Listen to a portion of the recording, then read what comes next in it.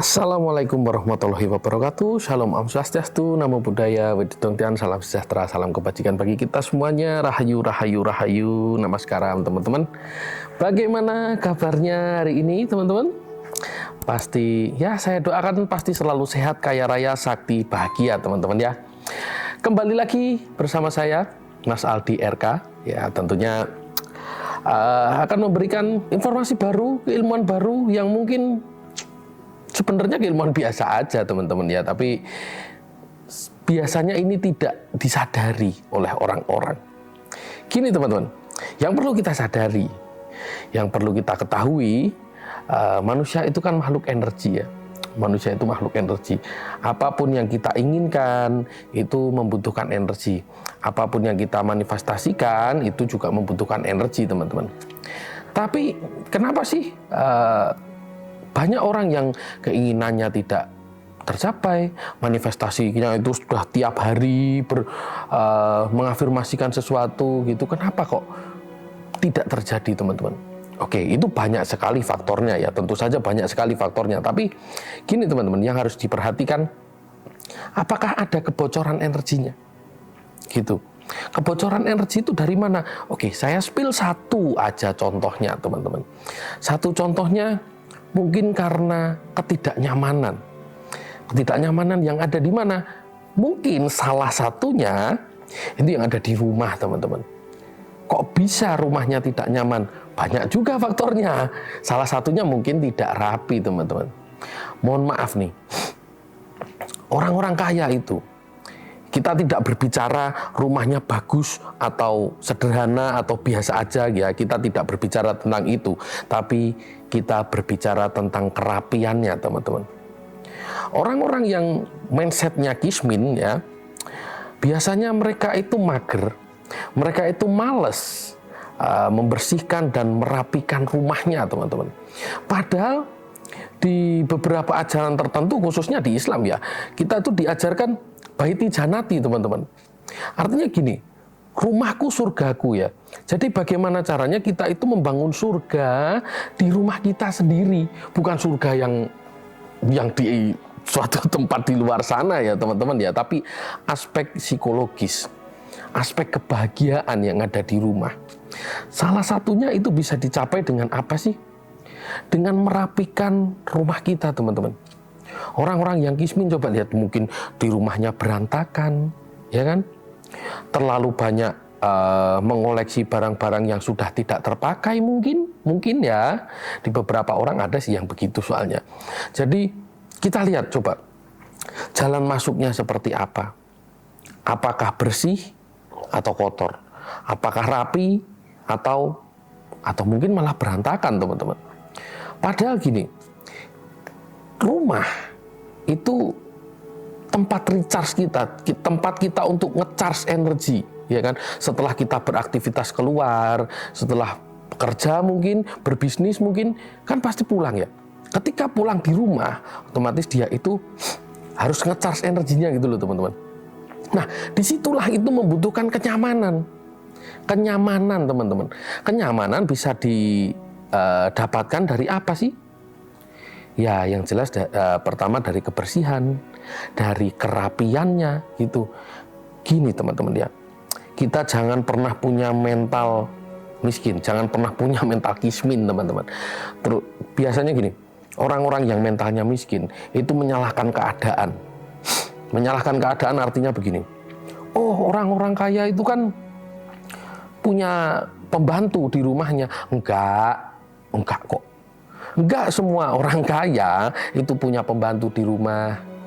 Tapi setidaknya mereka mau untuk membangun surga yang ada di rumahnya. Begitu teman-teman. Mereka mau membersihkan, mereka mau merapikan. Yang jelas itu harus rapi teman-teman. Ketika rapi otomatis kita membersihkannya gampang, membersihkannya enak.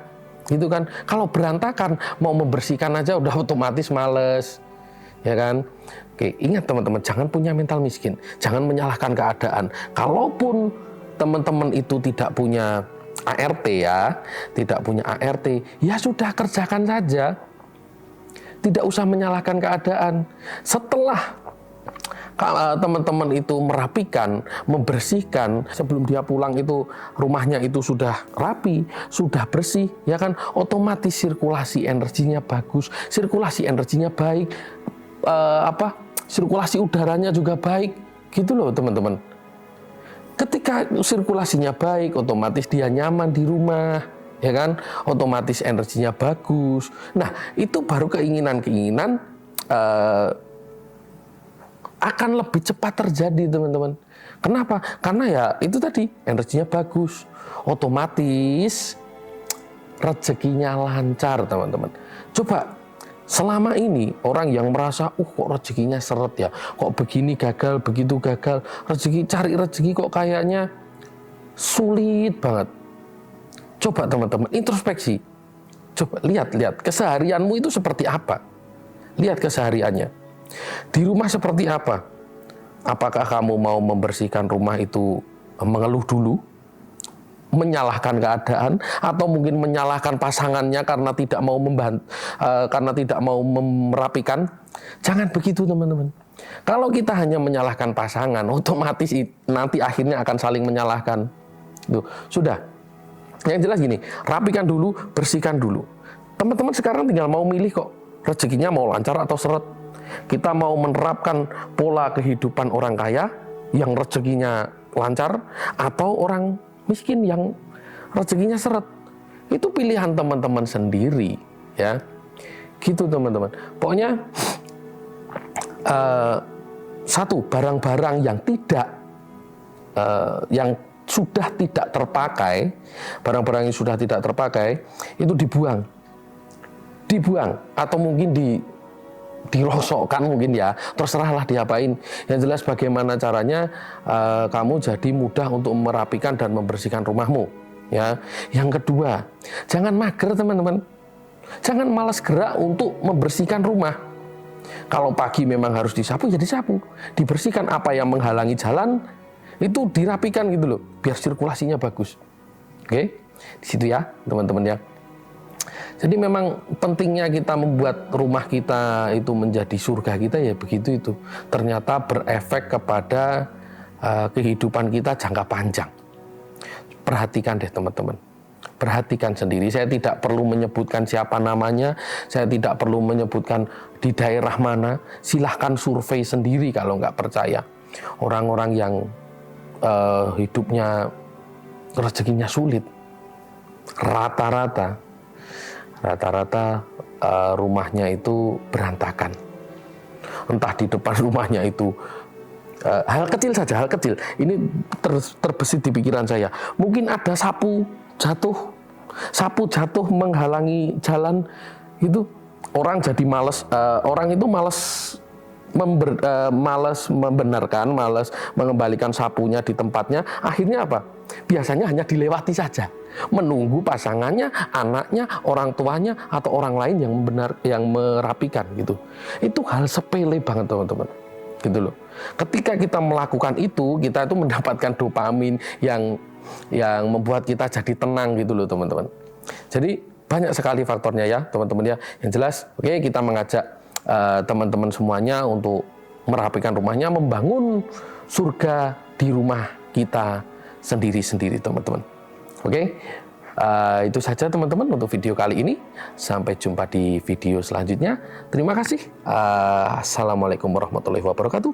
Shalom Om Swastiastu, Namo Buddhaya, Wajitongchan, salam sejahtera, salam kebajikan bagi kita semuanya. Rahayu, rahayu, rahayu, namaskaram teman-teman.